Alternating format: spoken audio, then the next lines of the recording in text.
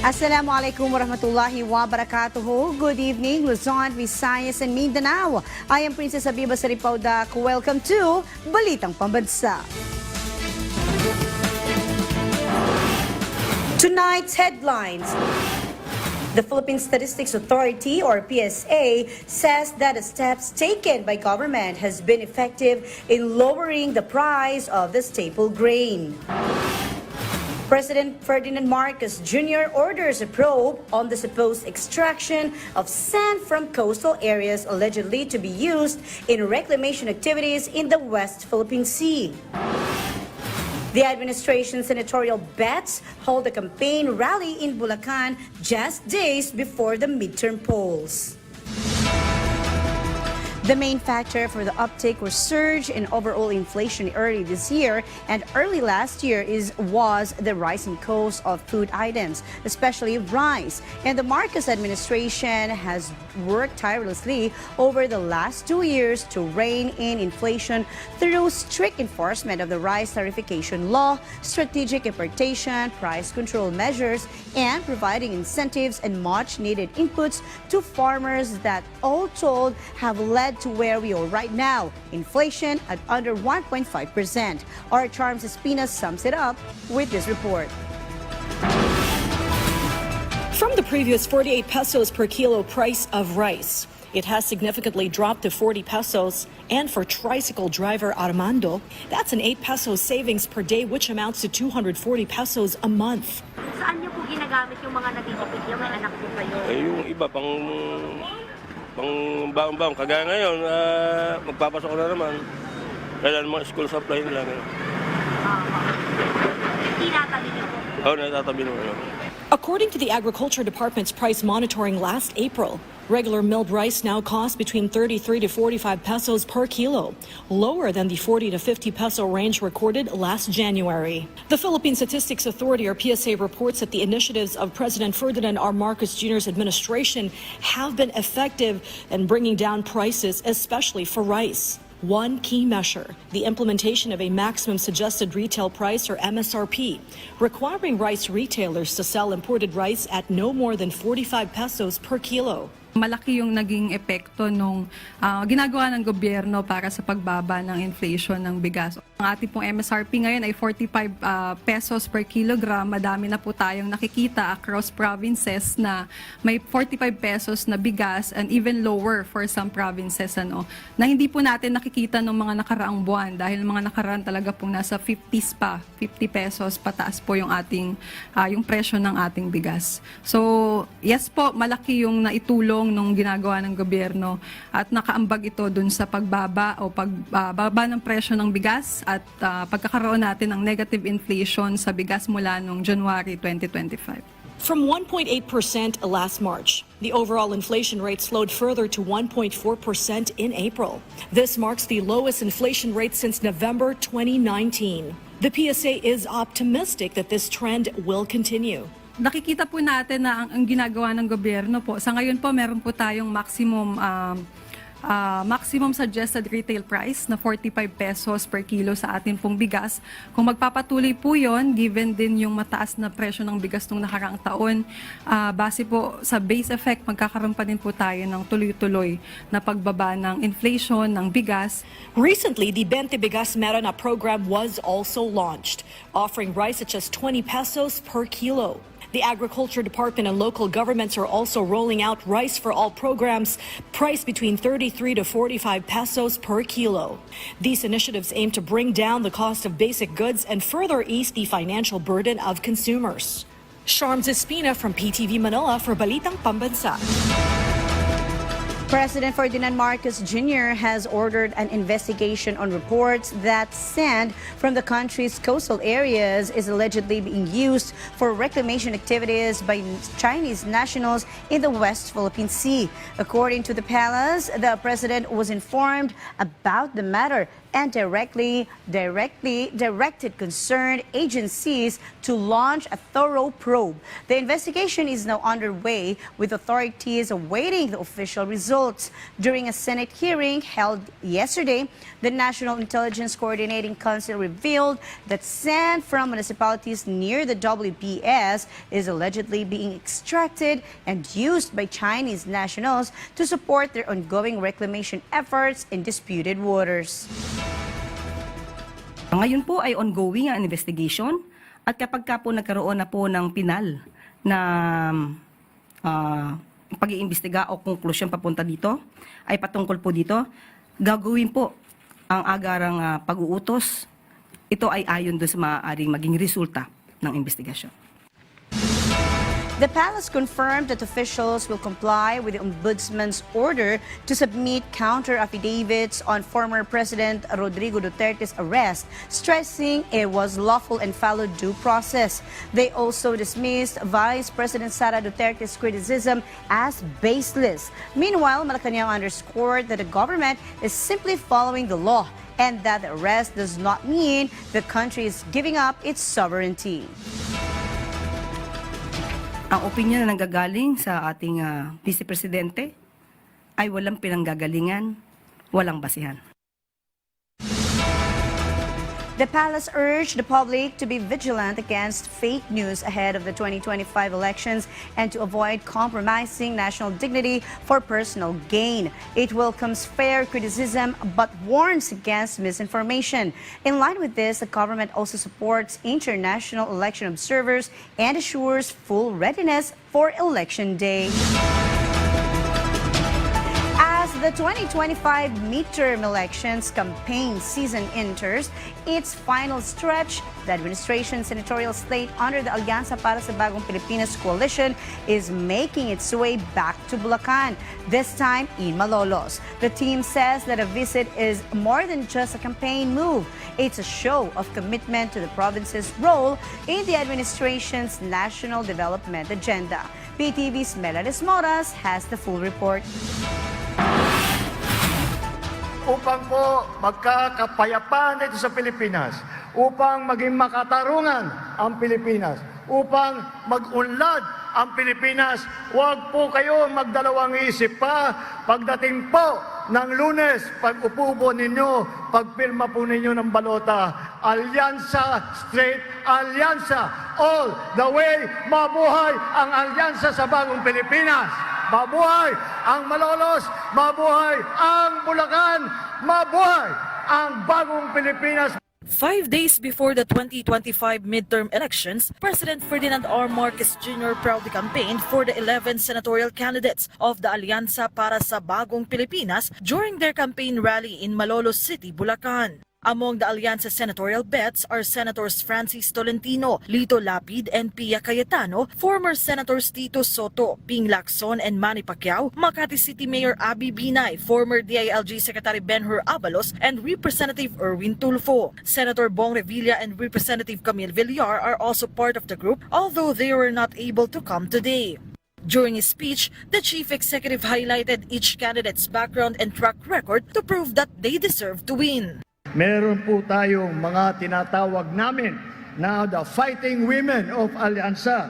Andyan po si Senator Cayetano, andyan po si Senator Binay, andyan po si Senator Villar, andyan po silang lahat natitiyak na may malakas na boses ang kababaihan sa Senado at maaasahan na sila ang magtatanggol ng karapatan ng kababaihan dito sa Pilipinas. President Marcos also highlighted various government programs in Bulacan, from roads, agriculture, tourism, and more. He said Filipinos must vote for the right candidate on May 12 to continue the country's development. Sa tulong ng mga reformang ito, mababawasan ang oras ng biyahe ng mga Pilipino. Mas marami na kayong mailalang panahon para sa inyong sarili at para sa inyong mga pamilya. Kaya naman po, kung tayo po ay ninanais po natin na ipagpatuloy ang magagandang programa na nating sinimulan, kailangan po natin na makahalal ng mga senador na nakakaunawa sa pangangailangan ng taong bayan. The Alyansa para sa Bagong Pilipinas is set to conduct its meeting de avance on Friday in Mandaluyong City.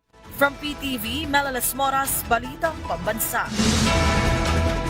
The palace says it is up to the president or to President Ferdinand Marcos Jr. to explain why Representative Camille Villar has repeatedly been left unmentioned during campaign rallies of the Alyansa para sa Bagong Pilipinas senatorial slate. The palace emphasized that the president wants candidates aligned with the administration to advocate for the welfare of the majority, not individuals pursuing personal interests. Should a candidate fail to reflect this vision, the president may withdraw his trust, the palace added. However, not directly confirm whether Villar remains part of the administration's alliance. The International Criminal Court, or ICC, has disclosed a new set of evidence in the crimes against humanity case against former President Rodrigo Duterte. The prosecution revealed 139 items, including documentary materials cited in Duterte's arrest warrant, which involved killings linked to his drug war, both during his time as a mayor of Davao City and as president. ICC Assistant Counsel Attorney Cristina Conti believes these new pieces of evidence will strengthen the case against Duterte. Several consumers across the country have lodged complaints over the alleged poor service provided by the Villar-owned water utility firm Prime Water. Rose, a resident of San Jose del Monte, Bulacan, shared her experience as a Prime Water customer, saying she was forced to mortgage her home just to keep up with her water bills due to the high costs and unreliable service. Meanwhile, in Bacolod City, affected residents have started calling the utility Prime Water following frequent water interruptions. Benji, one of nearly 60 employees from the local water district, was terminated after the joint venture with the Prime Water began operations in the city.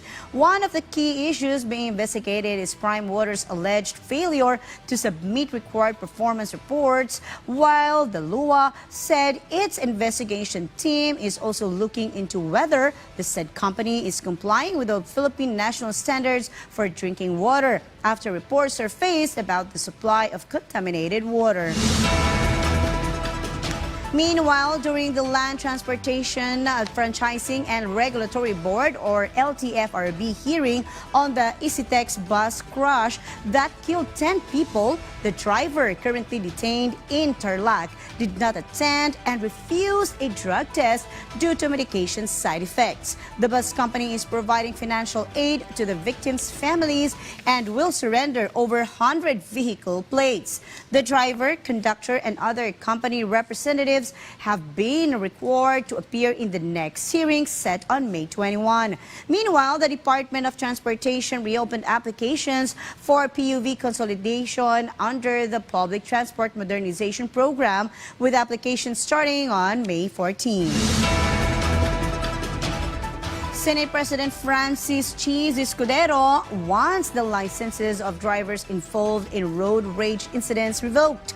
According to Senate President's social media posts on reckless drivers aren't amusing, since it usually results in violence. To ensure road safety for motorists, their licenses should be revoked, not merely suspended. On the other hand, following the survey presented by the Philippine Statistics Authority, or PSA, to the Senate Committee on Basic Education, which revealed that 18.9 million Filipinos are functionally illiterate, the Department of Education, or DepEd, clarified that this number does not refer exclusively to high school graduates, but rather to Filipinos aged 10 to 64 who are considered functionally illiterate.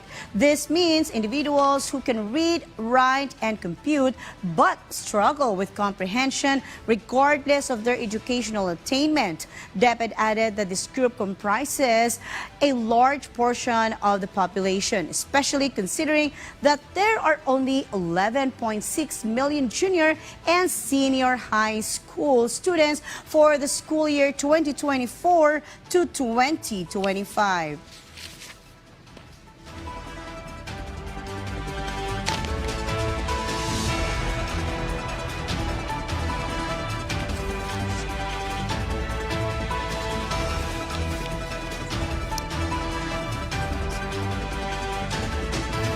Secretary Sunny Angara earlier emphasized the importance of literacy in educational reforms. Among the department's initiatives are curriculum reforms, strengthening early language literacy and numeracy, improving formative assessment practices, and school-based initiatives. On the other news, a fire of suspicious origin that razed classrooms to the ground of a public school in the capital of Abra, which has served as the only polling place in the community, did little to discourage or deter the people there to vote next Monday. This as the poll body mulls putting the barangay under Comelec control, even as various campaign protests are being heard and decided days before decision day on Monday. Our Luisa Erispe has full report. An elementary school in Dangdangla, Bangged, Abra was burned down early morning today. Pictures show that not only one, but several classrooms were almost destroyed in the fire. But the Commission on Elections, or COMELEC, says this will not stop them from holding the elections in the same school. Though it is not yet verified if the fire was intentional to discourage the holding of elections in the area, COMELEC is determined to push through with the polls. Tatawagan na po natin ang ating local COMELEC, hindi po tayo lilipat ng polling place. Kung inaasahan ng kung sino man na may kagagawan at kung yan naman ay intentional, hindi pa naman tayo nagbibigay ng pinala konklusyon tungkol sa bagay na yan, hindi po namin ililipat ang polling place. Kaya si Hodang nasunog ang buong kabuuan ng eskwelahan, magtatayo kami ng makeshift doon sa lugar na yan.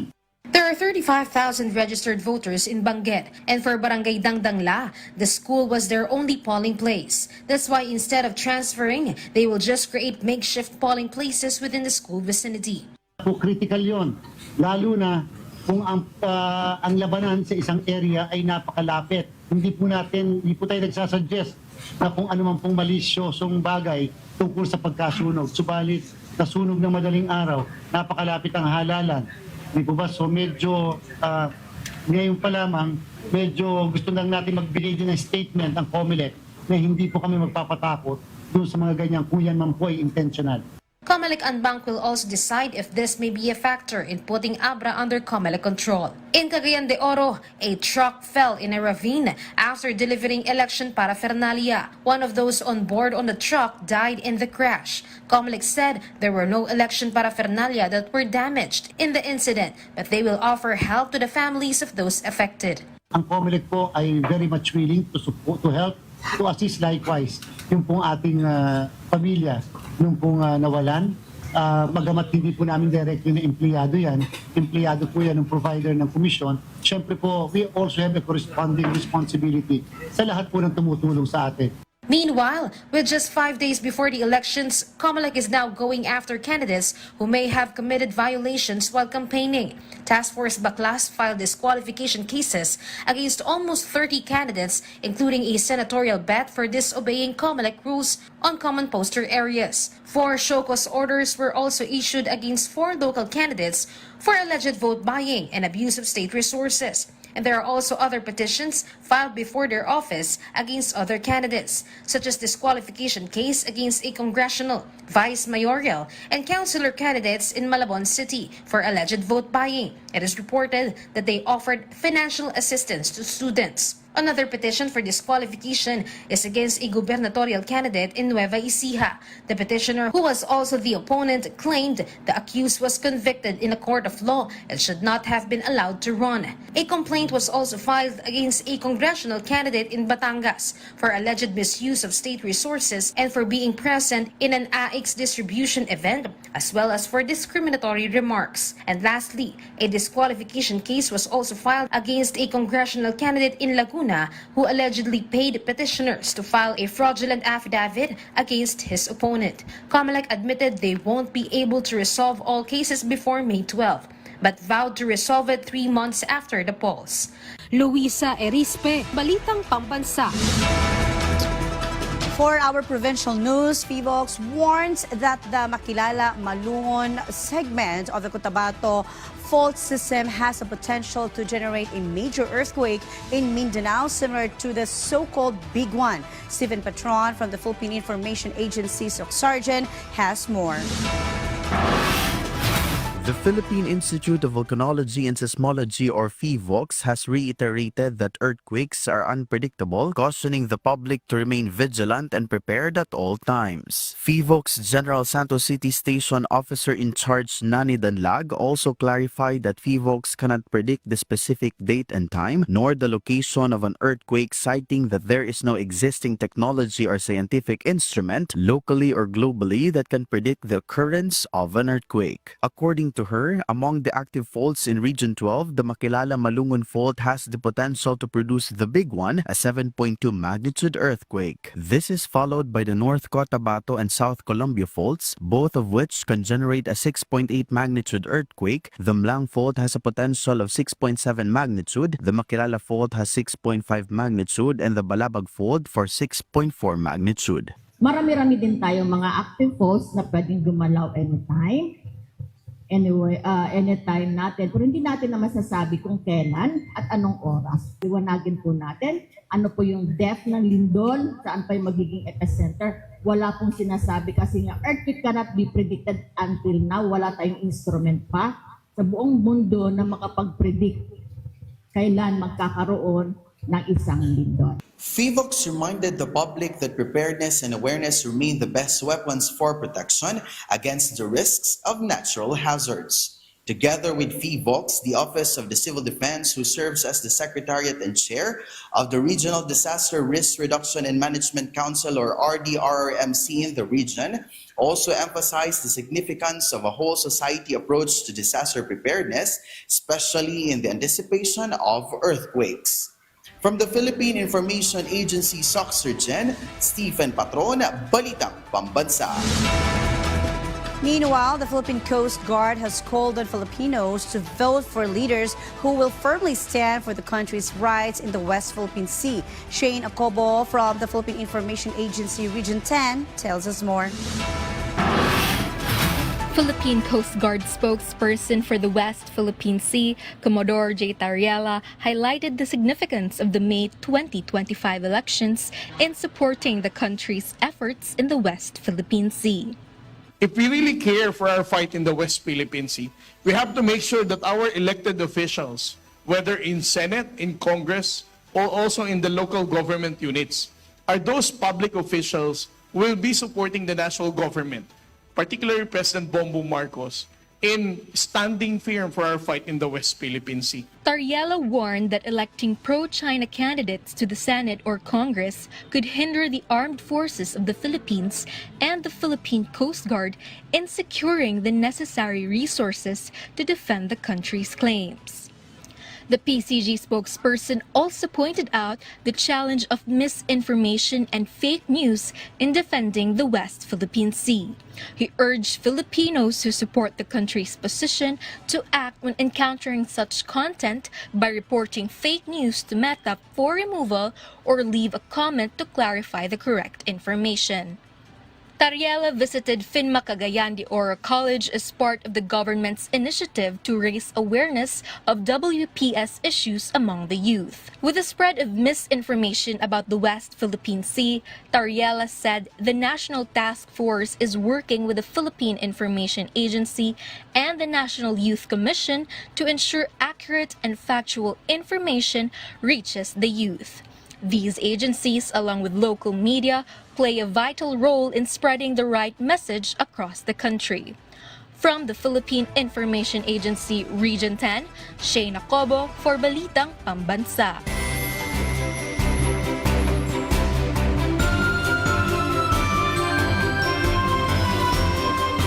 And for our weather update, two low-pressure areas currently within the Philippine area of responsibility have a low chance of developing into tropical cyclones. The first LPA is located off the coastal waters of Calibo, Aklan, affecting Visayas, Bicol region, Mimaropa, and Quezon. The last LPA is 425 kilometers west of Iba, Zambales, and is not affecting any part of the country. Recent afternoon and evening rains are due to localized thunderstorms, which Pag-asa says are typical in May. As for the weather on Monday, May 12 Election Day, Pag-asa has not issued a full forecast yet, with extended outlook only covering up to May 11 as of today. And that concludes a rundown of the latest, widest, and most comprehensive news and information from all across the nation. This is your trusted news source, always ready to inform and serve the Filipino people. Catch Balitang Pambansa again tomorrow at 7 a.m., 12 noon, 6 p.m., and 9:30 p.m. for more updates and developments. From Radyo Pilipinas, I'm Princess Abiba Saripaudak, and this is your Balitang Pambansa.